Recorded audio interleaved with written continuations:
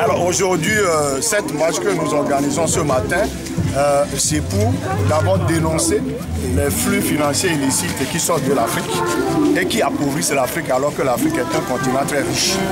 Évidemment, il a établi par le rapport du groupe de haut niveau dirigé par Thabo Mbeki, chef d'État sud-africain, qu'il quitte l'Afrique chaque année 50 milliards de dollars américains, soit 25 000 milliards de francs.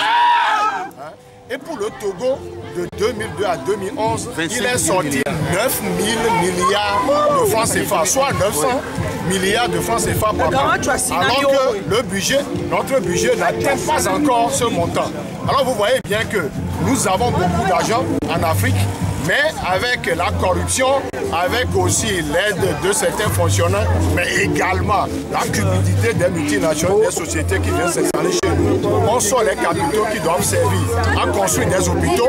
Vous savez que nos hôpitaux manquent de moyens, alors que si nous prenons déjà 200 milliards, nous pouvons doter nos hôpitaux en scanner, payer les salaires décents aux fonctionnaires, goudronner les routes pour que nous soyons en bonne santé et étendre par exemple la couverture de l'INAM à l'ensemble des populations togolaises.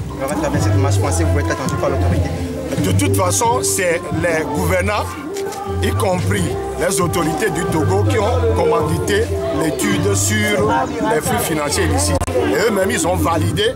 Nous pensons qu'il est maintenant du devoir de l'État togolais de mettre en œuvre les recommandations en renforçant la législation fiscale, en mettant en place des services spéciaux pour pouvoir contrôler les mouvements des capitaux.